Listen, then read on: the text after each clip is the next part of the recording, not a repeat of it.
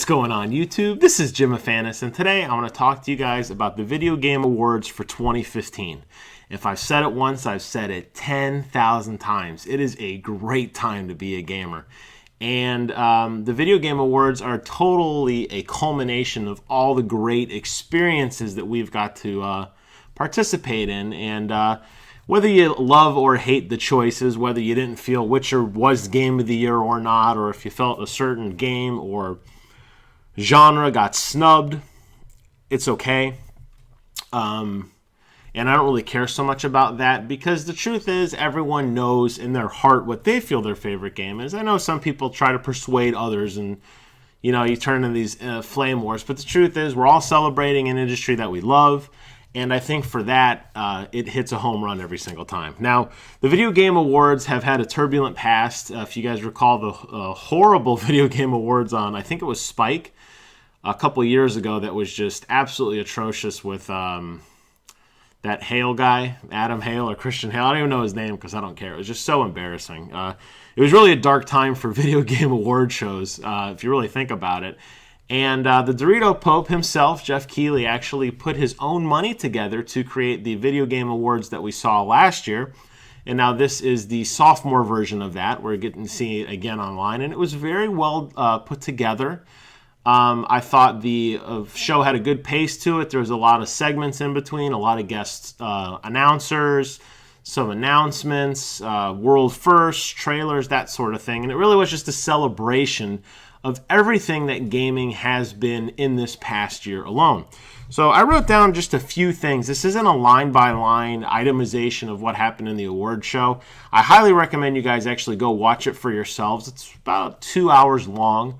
I'll put a link to that in the description below if I could find one online. I watched it on YouTube, and YouTube ran flawlessly. A minor hiccup at the beginning, but once it started up, it was crystal clear. I watched it on the TV. I plugged the tablet in the TV, and it looked great, sounded great. I had no issues whatsoever. The couple things I wanted to talk about. They first started off with some more gameplay of Uncharted for another teaser. They were introducing this new character, some female, who kicks the absolute crap out of Nathan Drake. I'm very excited for this game, but I'm nervous at the same time that we're starting to see a lot of stuff. And I know they keep saying they are purposely not showing things, but we're starting to get a lot of pieces put together, and it's starting to form a more complete picture of what the game is. So I'm one of the people that believe this game will be delayed yet again. I could be wrong, but I feel like it's going in that direction. Into the show proper, Shaq Fu himself came out, none other than Shaquille O'Neal. And they're remaking Shaq Fu. They're making it into a new game called A Legend Reborn. Didn't say what platform it was for, didn't say when it was coming out, but it looks like goofy side-scrolling fun. I love side-scrolling beat-em-ups. Double Dragon is one of my favorite side-scroller games ever. This game and all the old, even the old Shaq Fu is very similar to that philosophy of just a side-scroller beat-em-up, a final fight type. So I'm excited for that. And I mean, it's Shaq. He's just such a lovable guy now, just a big dopey guy. You just want to like give him a big hug or something. I don't know. He just seems like it's interesting. And if he's doing the voiceover work, it's probably going to because you can't understand a damn word the guy says. But I'm excited for it. They showed a clip for a new TV show called eLeague.com. It's going to be a weekly show on TBS, which I think is amazing. I don't think it's any coincidence that Conan O'Brien has been doing a lot of video game news on his show, which is on TBS. Now with this show, I wouldn't be surprised if you saw some blending over with Conan as he kind of taps into that gaming market. I think he's realized that he's very revered in the gaming world. He's got just that funny sense of humor when he does those video game reviews with his friend. So that's kind of neat. But the fact that this is E-League is going to be, it's a weekly show. There's a big prize pool at the end. I think they said it was like $1 million. But it's going to be almost like a reality show, kind of where you're watching teams prepare and how they get together, getting to see the tournament. I don't know what game was highlighted. If they said it, I didn't note it. I didn't go to the website either. This is just my initial impression of it. But that's very exciting. That's very, very exciting, and I'm super stoked that video games continue to be aired on prime television for the world to see. And esports is definitely no joke anymore, and very, very cool. I'm excited for that one a lot. Then we saw a Telltale Batman reveal. I have no idea what this game's going to be like, but I will say that Telltale does an amazing job on the Walking Dead game. I just got done playing Walking Dead Season 2, courtesy of PlayStation Plus, and it was amazing. So to take such a loved character like the big fat head behind me, the fat head behind this fat head, Bruce Wayne himself, and put him in a Telltale game, I have no idea what they're going to do, but I am very, very excited to see how an action hero stars in a game that's primarily very like low-key exploration. It may be more detective mode type things, where it's just kind of slower paced. I'm sure there'll be some sort of fighting or quick time events where he like beats up villains or whatever, but I really have no idea what to expect. But this is totally like a day one purchase for me. I know the other Telltale games I kind of hold off, and I'll get them when they're on the cheap on Steam or get them for free on PlayStation Plus, but without a doubt, the day this game comes out, I will buy it. Another interesting thing that they talked about was Far Cry Primal. So we got to see some sizzler reel, or whatever you want to call it, the vertical slice. A little bit of what looked like gameplay, but it's hard to say because we didn't see much of the HUD per se. But it looks like it's very heavily reliant on animal taming, and there was different kinds of like bears and tigers and that sort of thing. And it looked like your character ran around with a bow and arrow and a spear, and looks like the animal is going to play a significant part. Almost every clip they showed, you were commanding your animal to attack one opponent while you attacked the other. And that worries me when there's such a large AI component in any game. Now, Far Cry is one of those games that's very reliant on open world. Stories have always been very thin, in my opinion. And it's a lot of open world exploration, capturing radio towers or waypoints, and just kind of opening up more of the map and more side quests. With it being this caveman-esque world, I'm not really sure how they progressed much of a story plot if most of the characters are just grunting and banging rocks together. So that worries me a little bit. I know the open world gameplay of Far Cry is really amazing. I just worry that this game is not going to have a lot of legs. And I didn't see much that really swayed my opinion otherwise. And this is really the last big time, unless Ubisoft decides to run their own press conference in January or something. This game's launching in February to like a very cold opening. There's not really a lot of advertisement for it, and that worries me. I think that says a lot, doesn't it? Greg Miller, my man, congratulations. You won Gamer of the Year award. I voted for you. I'm a big fan of what Kind of Funny has done in the last 6 months or so since they're forming after leaving IGN, and the speech he gave in particular is what I wanted to focus on. And it was very heartfelt and very true that a lot of game developers get a lot of flack, but the truth is, obviously, without them, we wouldn't have what we have today. So I just wanted to say that I thought his speech was very, very touching, and I did totally agree with everything that he said. Then they did about a 10-minute kind of farewell to the former president of Nintendo, Iwata, who passed away earlier this year. And I did well up a little bit. Rachel welled up a little bit too.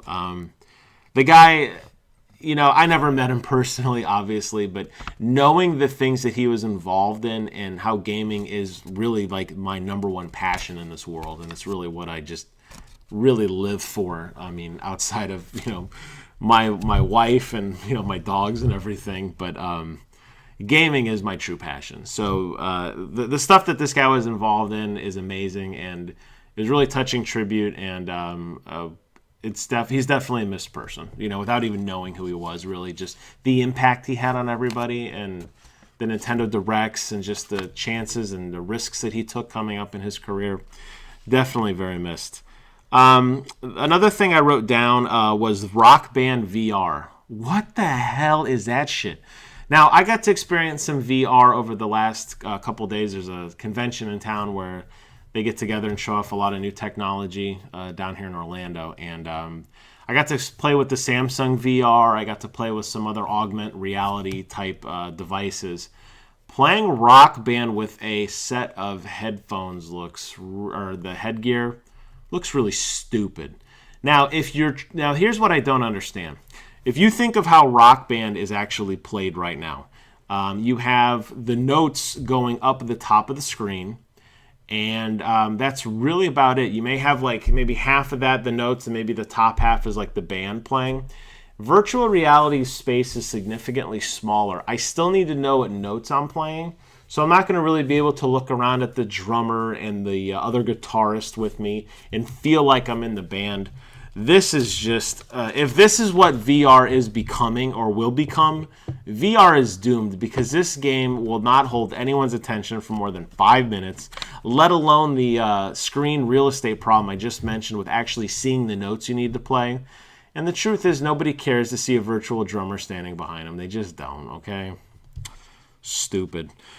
Rocket League is finally coming to Xbox One. I'm very excited for that, for people who haven't got a chance to yet experience this game, which I am absolutely in love with. They mentioned in typical Rocket League fashion some Xbox exclusives. On the Sony side, we got Sweet Tooth's ice cream truck, which is really cool. On the Xbox side, we're going to get the Halo Warthog and the Gears of War Armadillo, which was the really giant armored vehicle that was featured primarily in Gears 1. I think it made an appearance in Gears 3, if I recall correctly. But all the different flags for all the different Halo games and all the Xbox franchise stuff, you know that's coming. I'm very excited for that. I already own the game on the PlayStation 4, but if the vehicles and stuff are as cool as I think they are, I'll probably buy it again. I love this game that much. Halo 5 had a really cool update, and I believe her name is Bonnie Ross. She's the president, or at least a spokesperson of 343, unveiled some really cool new stuff like Forge coming later this month. They're calling it the the Cartographer's Gift. It comes with Forge. There's a new Warzone map. There's a new just general arena map, new requisitions, legendary armor, skins, all that great stuff. And they announced that content's going to be coming monthly. I don't know if I remember hearing that anywhere before. I know that Halo's been very open about future updates, but monthly patches with new maps and new content is definitely going to keep me invested in the Halo world. And, I mean, how cool is that, right? We're going to keep getting new stuff for the foreseeable future. They keep saying Halo is just beginning. It's just beginning. I'm very excited for that. And I'm very excited for Forge and to see what happens. Then something very weird happened. Metal Gear Solid 5 won an award, and they could not allow... Konami basically said that Kojima could not appear. Jeff Keighley came out and said basically the lawyers forbid him from coming, and he was at home. I think they said it was Japan or Tokyo. It's definitely across the pond. But he wasn't allowed to come as a result of some nonsense with Konami. And man, oh man, what a snub. You know, Hideo Kojima is one of those guys who is revered, and he's put his ass on the line on 5 different games. This, kind of future generation. Yes, I know he did stuff with Metal Gear in the past, but really Metal Gear Solid Beyond redefined storytelling in games. It really did. And for his final Metal Gear game not to be able to come to accept an award, I mean, Konami, how low can you guys get, man? God. I mean, this is just embarrassing, I mean, just let the guy have his moment. I mean, do you think he's just going to get on the microphone and just spew hatred to you guys? I mean, that's just, it blows my mind if that's really what happened. I know there's 2 sides to every story, but wow. And my hat's off to Jeff for actually telling everybody what was going on, because we were all wondering, like, is he going to come out? I was curious if he was going to come to the PlayStation Experience and unveil some crazy new partnership with PlayStation. Obviously, that's not happening if he's stuck in his home country. But you guys got to do a better job of, Konami. I mean, you're just killing yourselves. You really are. I mean, no one's going to buy your products anymore anyway. But, geez, what a way to go, really.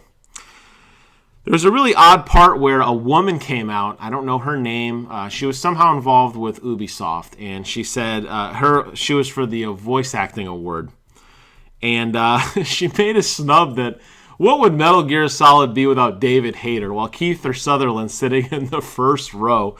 Then she announces the winner and she flubs the games together. She says the voice actor from one game, but she calls it Witcher, and the Witcher guy's like, what the fuck? I mean, it is live TV and flubs are meant to happen, but that was pretty embarrassing. And all I could think of as while this was going on was, yep, that's Ubisoft for you. What a bunch of schmucks. As I mentioned at the beginning of the video here, Witcher 1 Game of the Year. Congratulations to those guys. I have yet to play the game. It's on my list of to play in the future. And you guys may be wondering where my list is of Game of the Year. Well, I have index cards scattered throughout the Empire. All around me, all around this madness on my desk here. And next week, my buddy Brent's going to come by for a special edition of BK's Bullets. We're going to try to record it again. Last time I didn't do such a good job, so y'all never saw it. I think that's going live, he said, tomorrow at 6 o'clock or something. I'll post a link to my next video when I get it. But we're going to sit down and talk about what our game picks of the year are. I will say that mine are very different than what was even nominated in Game of the Year this year. But you know what? The debate will always continue about who's got the Game of the Year. You know who the winner is? We are. All gamers are winners this year. This is one of the, if not the, strongest lineup of video games that I have experienced in quite a while. There are so many titles to choose from, so many great gaming experiences that I've had. I've got a backlog a mile long. I'm still buying games tonight that I probably won't play for years because they're on sale, because there's some amazing sales going on. And what a great show. What a great way to wrap up this year. Outside of, obviously, the Sony experience that's going to be coming up Saturday. I'll do a video on that later in the weekend, tell you guys what I think about that. But until then, man, you know what? This is great. Go out, watch the Video Game Awards, celebrate gaming with your friends, and it's for here. It's really here to stay. And as somebody who was a gamer back when gaming wasn't cool, to be so accepted now of gaming is such a great thing. I couldn't be more excited. It's really, really cool, and I'm very happy for everybody who got an award, and even the people who didn't win awards. Just have your name mentioned was just to stand out in the crowd. I didn't hear Dying Light mentioned once. I think that was a snub on those guys' part. Dying Light is an amazing game, and I think it deserved a little more recognition than it got, which was none. But that's okay. Again, you could debate it all you want. Doesn't really matter to me.